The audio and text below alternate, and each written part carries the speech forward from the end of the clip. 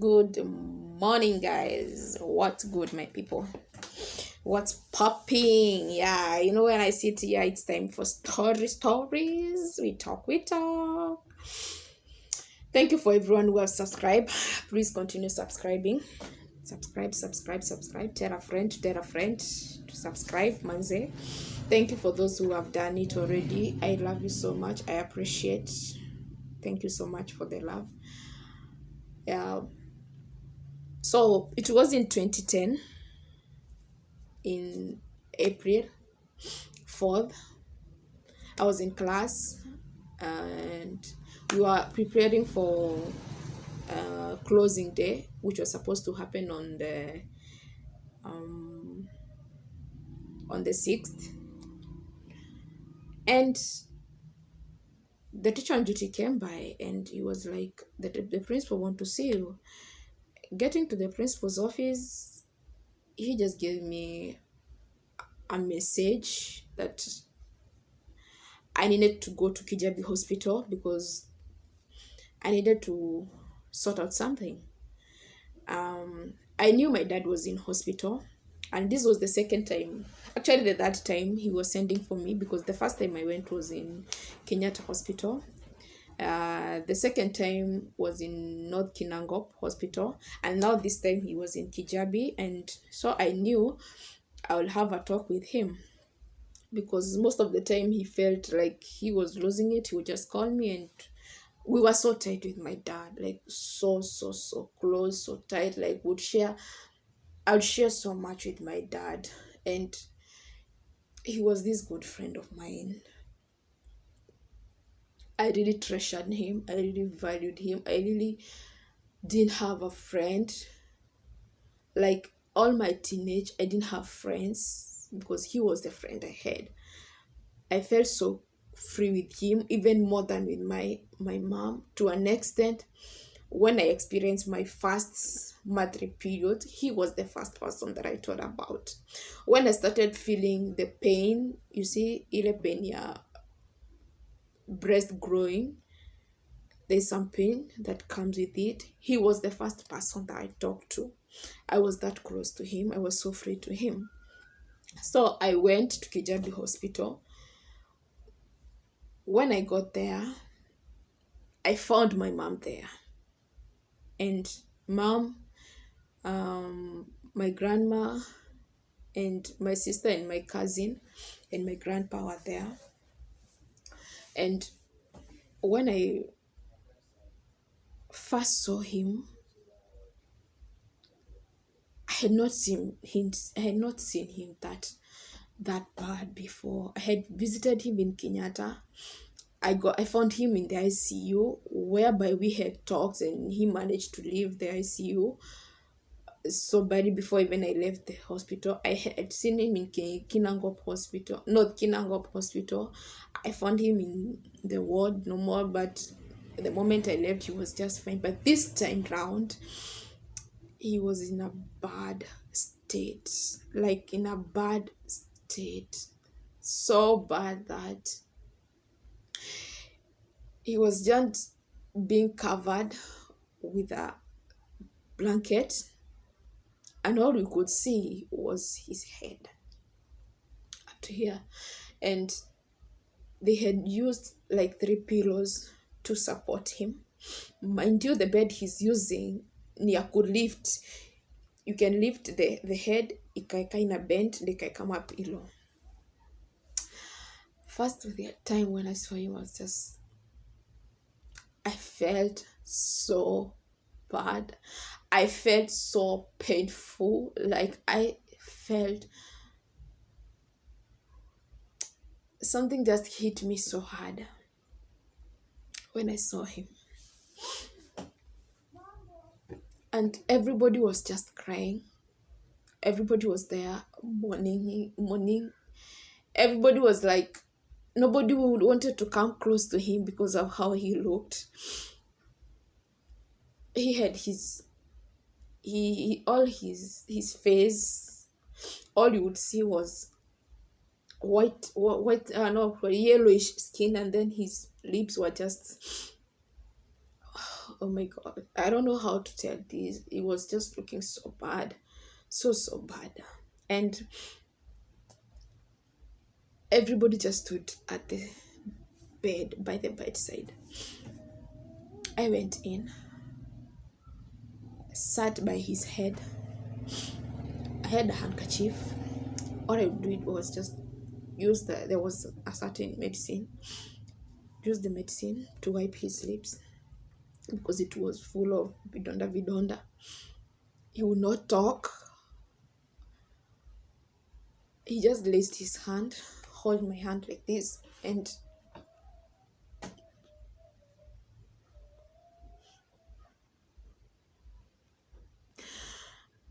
he really struggled to talk. I remember I prayed with him, and everybody was there praying, everybody was there crying. The doctors came.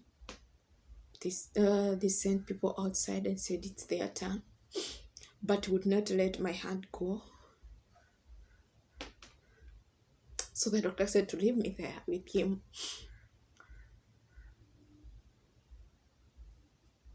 I just gained courage, talked to him, and just hopes, talked hopes, words of hope to him. Though the stage he was in, honestly, it was a bad one. And to me, it was that moment that I'll never think my dad will never be in such a position. When I remember the good times we had, when I remember how strong he was, how he would talk to me, how he would advise me, how he would make fun with me, he would walk with me, go with me to big meetings. I just had to gather strength and be that kind to him, be that hope to him. So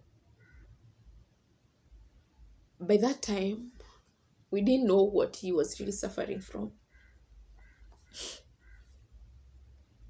because they had given us, okay, they had given mom, because I was not told, particularly I was not told what he was governing. And they were treating him so many things. And at this particular moment, as I was seated next to him, remember he's just down, like amefunikwa na blanketi, and you would think the bed is just, there is nobody. The head has just been lifted up. So that's what you're only seeing. And everybody was just scared of him.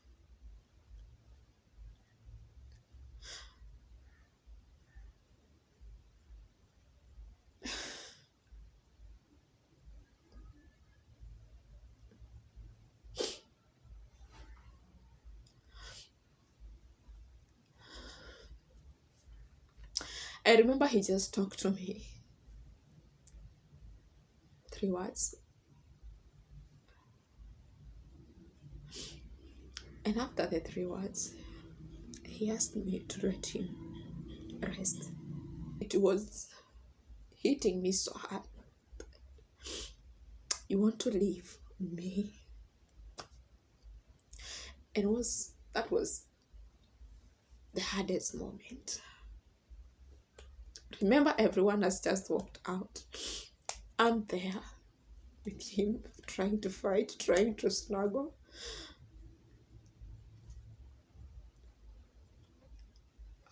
And I wouldn't tell him Daddy rest, because that was so hard for me to do.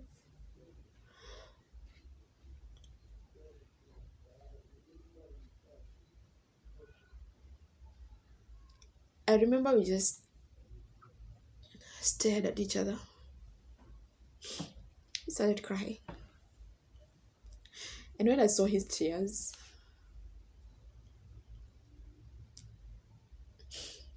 I felt so painful. I felt like the world is just coming to an end for me, and the world is just ending in my sight. I'm witnessing it. I remember the song he used to love so much, and he started singing. He wouldn't sing, so all he would do was just to smile at me, give me that smile, like, yeah, I'm loving the song. And then an hour later, he looked okay. He looked fine. He started talking to me. We talked. We talked. But he would just talk 2-3 words. Napumzika. 2-3 words. But that was better off, because when I went, he was not talking at all.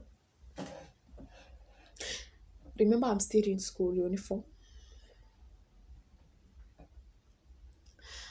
And then I don't know where people get the guts to just be so malicious. My stepbrother, whom I had not met before, just came with a doctor. They examined him. He would not let my head go. And he just felt like there's something bad that is happening, but he didn't have the strength to tell me. So when they came, the doctor examined Dad, and he left with the stepbrother. And I stayed there up to around 6. But by the time I was leaving, we shared a banana with him, which he was not doing. He was using a catheter, so he was not allowed to have any meal. And mind you, he did the banana. It never affected him. It never went out through the catheter. And that was cool for me, and I left. So after, obviously the others came back, we said a prayer, and we left. We went home. At around midnight, I was sleeping, and then I saw him in a dream. I'm very sure Zire, if you have witnessed a body being taken to mortuary, there's those hizo nguo wanavalishangwa. It was a green one. Yeah. Alikuwa amevalishwa hiyo. And then I saw him amekelewa ina zile hizo bed, akisukumwa towards the mortuary. That's in the dream. I really struggled. I really fought for that. I remember I was fighting with the nurses that were trying to pull it and other pushing it. I remember I really screamed so hard. I would hold him, say, no, Dad, you're not leaving me. You're not going. You're not dead. You're alive. You're here with me. And then I woke up in the dream, and I was sweating.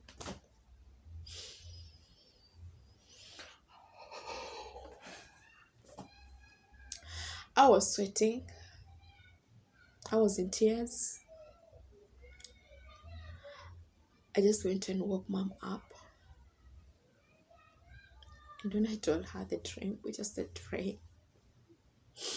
But when I pray, I still see him like he is going.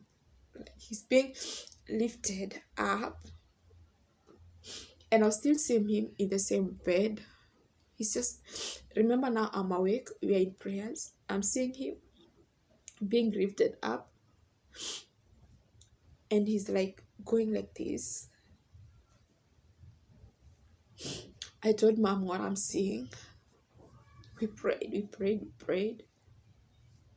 It was so bad. We started crying, everyone now, because I will not control it anymore. And I was feeling the attachment is going, like there's some disconnection between me and him. I was feeling there's something that leaving me, and my heart was going so hard. Like it was, how do I say it? Yani ilikuwa inakimbia, ilikuwa inapiga haraka sana. And I felt it's like hati yangu it's being cut into two. So I was feeling that pain. I didn't sleep again. Mom went back to sleep until 5 in the morning. I was still seated. I remember I can't call him because he doesn't have a phone.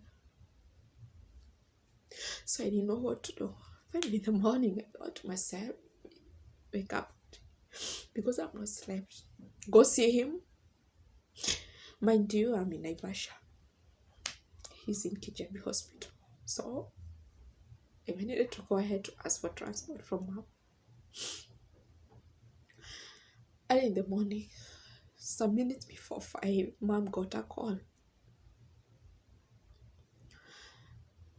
he was told he passed on at midnight.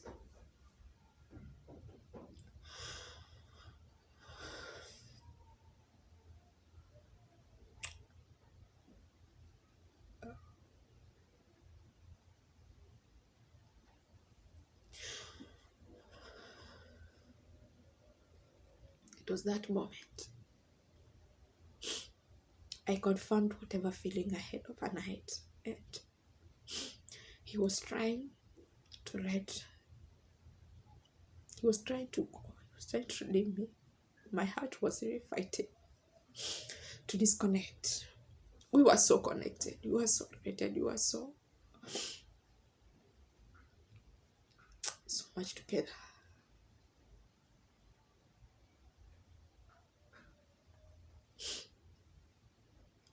And that's how he passed on. That's how he left. That's how he went to be with the Lord.